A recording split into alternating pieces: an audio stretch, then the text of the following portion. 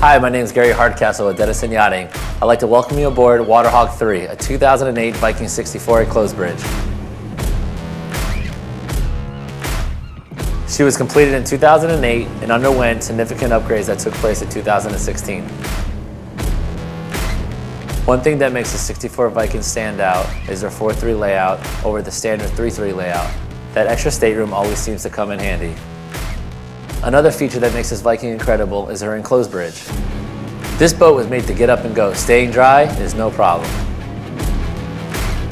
I also like to mention that she has a davit and tender on the bow. This setup means you can access more places when at anchor or in shallow areas.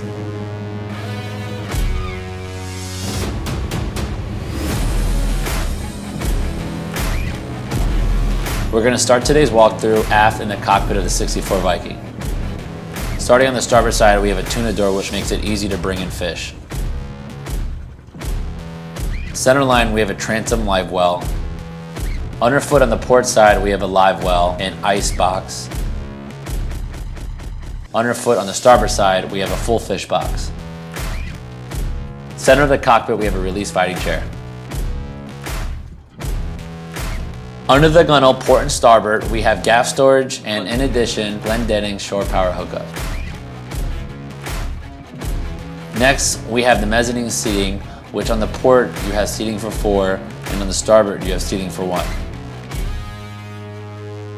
Under the Salon door, we have a step fridge.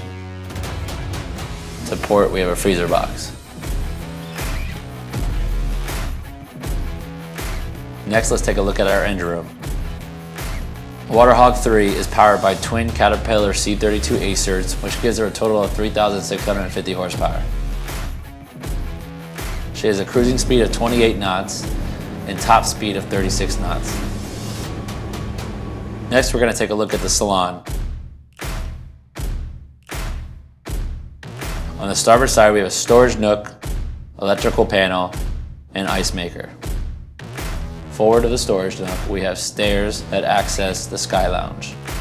Opposite to port, we have an L-shaped settee with tackle and rod storage below.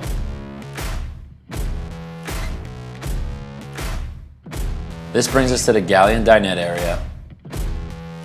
This space is finished in granite countertops and high gloss cabinetry. The galley features 6 cold boxes, 4 refrigerated, 2 are freezers, a sink, a trash compactor, a 4-burner cooktop stove, and a conventional microwave oven. Directly across from the galley is a dinette. And just above the dinette is a TV.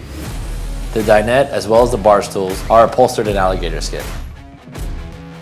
Next, let's take a look at the guest accommodations, which are found at the foot of these stairs.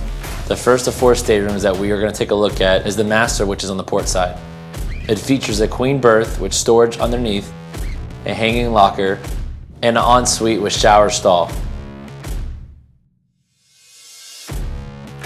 Directly across the hall is a twin berth stateroom and a shared ensuite. Moving forward down the companionway, you will access your stacked washer and dryer on the starboard side. And directly across from the washer and dryer is a linen closet.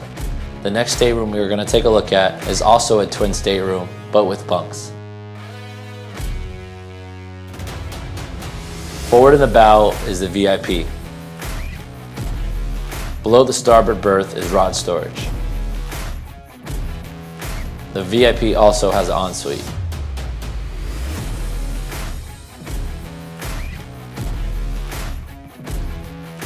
From here, let's jump overhead and look at the bow. Located on the bow is a 1,600-pound fully hydraulic davit and a 15-foot Novurania tender.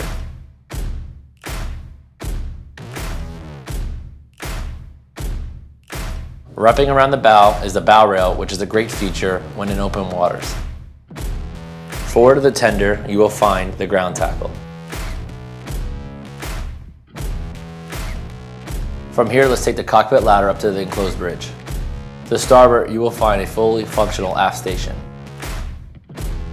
Directly above are your teaser reels.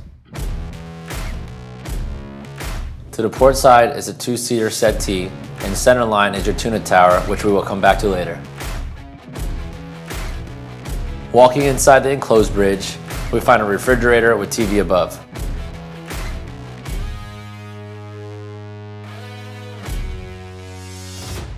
Opposite on the port side is an L-shaped settee with a coffee table. Next, let's take a look at the helm. Centerline is a stid helm chair for the captain and port and starboard settees. To port, we have a Samsung TV which displays your security cameras and your KVH SAT television. Next to that, you have your VHF ship to shore. Below that, you have your Fusion head unit, as well as your vessel monitoring system. These three screens are your radar, GPS plotter, and sonar. Directly below is a Garmin GPS plotter. Flanking the Garmin GPS plotter are your Caterpillar engine display modules.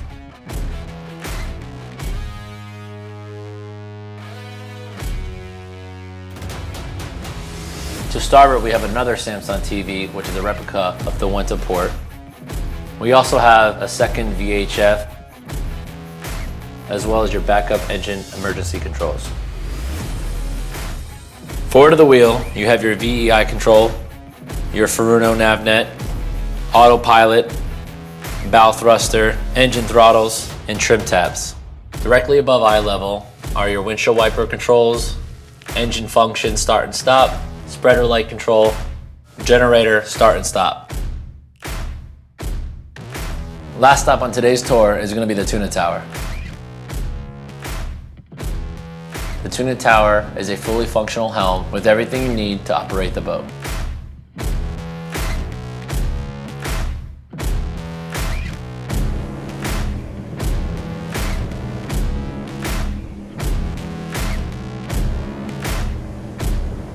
On behalf of myself and the Denison team, I'd like to thank you for joining today's tour. If you'd like any further information or like to schedule a private showing, please feel free to contact me anytime.